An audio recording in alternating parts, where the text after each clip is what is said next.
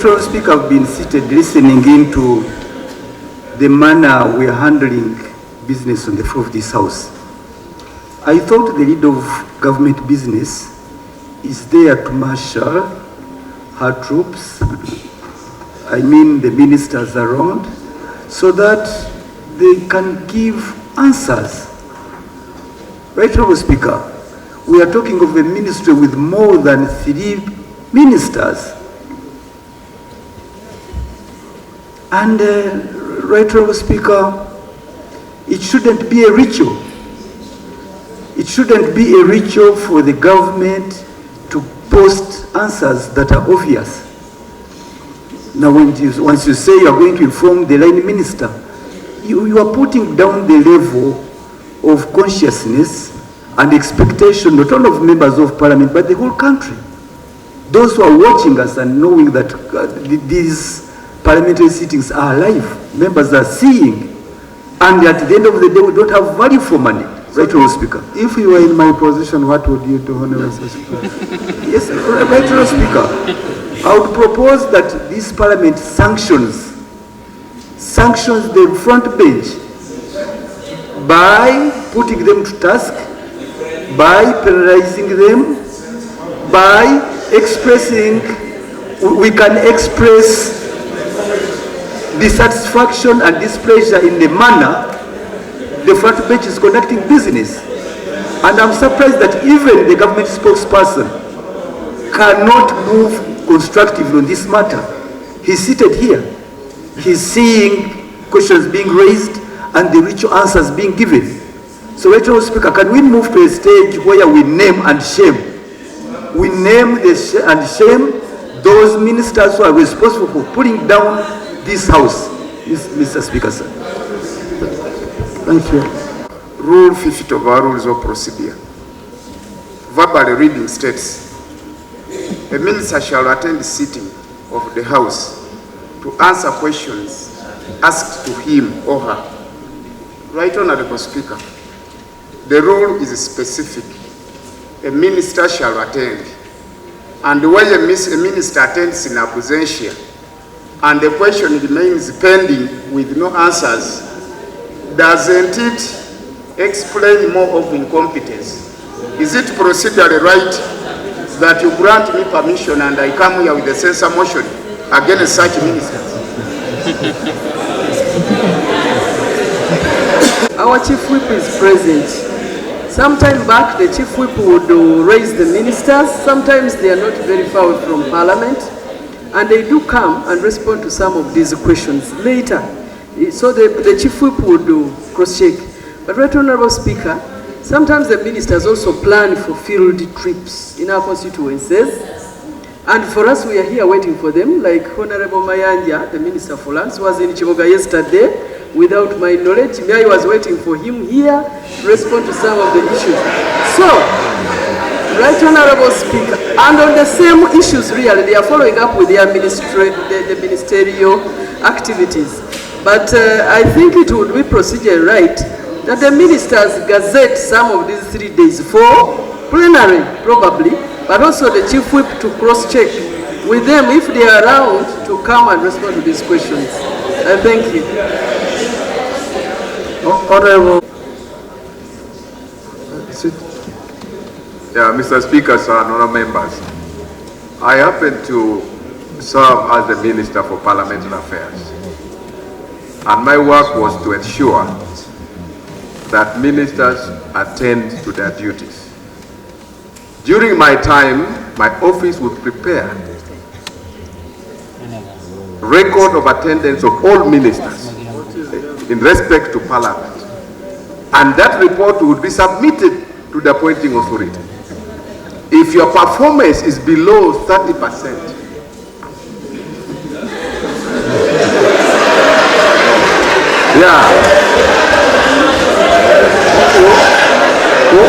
would that be the reason why you were dropped?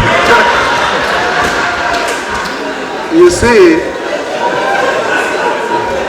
you have been in this, that time, I was the best performing minister that time. And even for the Minister of Youth and Children Affairs, I was awarded. I have the plaque with me as the best performing minister.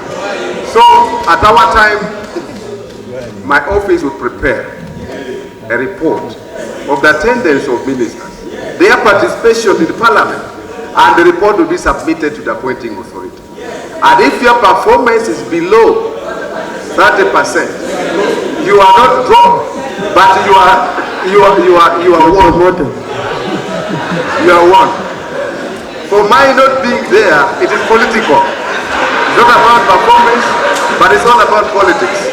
So I think this is easy. It can be done. So that ministers should be here. Last time you informed us here that you have your duty, your schedule of duties. That each and every ministry must be present in Parliament at all times.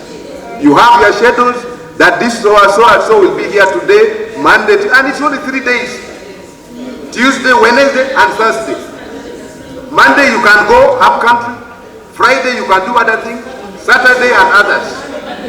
That's true. Therefore, please, the Parliament is a very important institution. This is where we transact our businesses. So if ministers are not there, then you will clog the performance of this Parliament. Thank you, Honorable. Therefore, Mr. Speaker, you need also to warn the ministers. We need to have a stick. We need to use our powers as Parliament. So ministers stand warned that we shall act. Honorable. Any member with a matter of urgent national importance comes to your office, and the practice has been that your office labors to reach out to the ministers in advance to avoid ambushes. If a member came to you to raise a matter, I know you would say, no, I cannot allow it because the ministers are not prepared. So I look at government as a single unit, and having a leader of government business and the several ministers here they should work together collectively to respond to the concerns that Ugandans have. When we come and ask questions and we don't get answers, these questions are repeated. Sometimes I sympathize with members. When they speak here, there is a member from Toroko, he's not here, Honorable Remulicha. For the last, I think Ibanda Remulicha, for the last 5 years, he has been raising, after every 3 months, the challenges with the floods and the roads there. And he's a member of NRA. The last 5 years, every 3 months, he raises it here. And we have seen that. So, Mr. Speaker, I wanted to suggest that for us members of Parliament, we have been taken through orientation. I think our ministers, I don't know whether Cabinet has that, they have to do that. These ministers, you cannot get them in office. If you go to their offices and you write a cheat and they see that this is an MP, you would hardly access them. If you send them a text message, most of them, I have testimony and colleagues have, if you send them a text message, you don't get a response, you cannot get a response. The last time, before,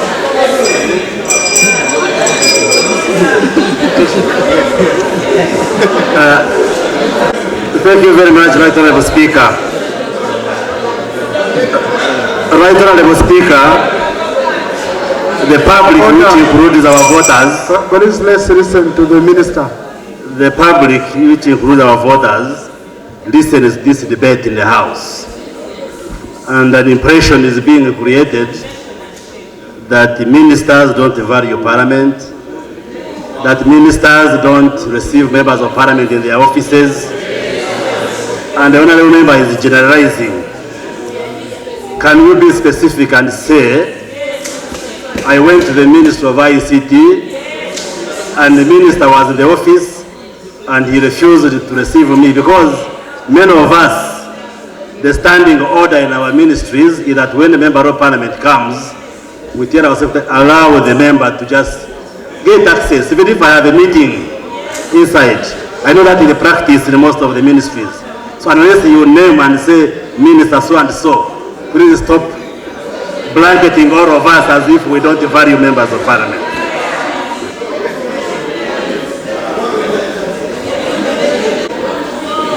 Honorable conclude. Honorable Jonathan Odur conclude. Thank you very much. For the record, I can name many of the ministers. Some of them are even seeing me, that I wrote to them, and they have never replied my letter. They are here.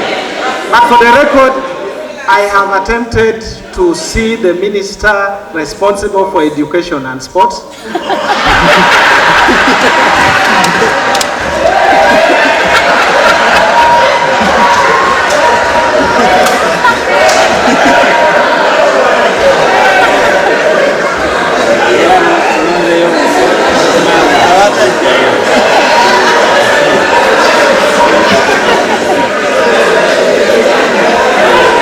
The minister is not inside this parliament right now. But the point I'm making, that I think the minister should take seriously. It's not only me, some of your colleagues are not able to speak. But for the truth is that it is extremely difficult for members of parliament to access the ministers. And that's why I've given this evidence to you. Thank you. Now, Honorable Colleague Minister, the front bench is full. I really want to appreciate. But number two,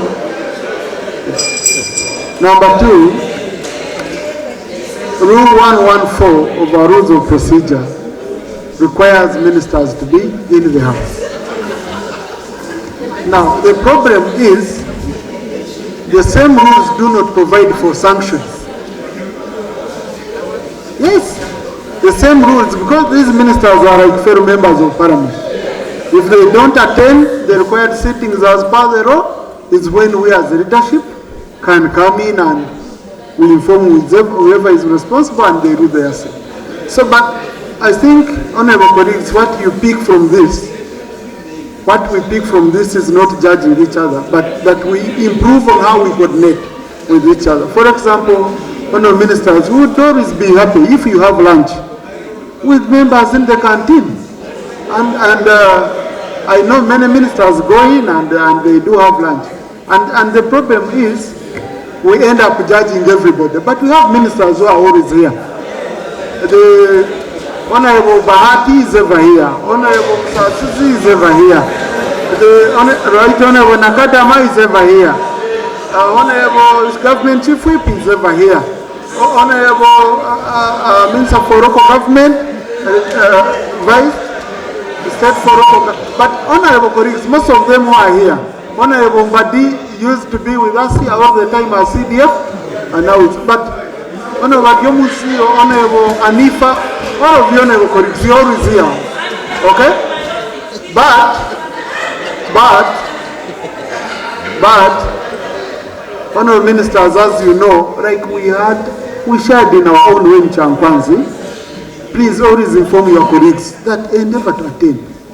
Yeah, you're a member of parliament. You're a member of parliament. Sometimes in case you leave that front bench, it will be difficult for you to come and sit on the back bench when you never used to be here. And one day it might happen. It might happen. So but I want to thank the colleagues who are here.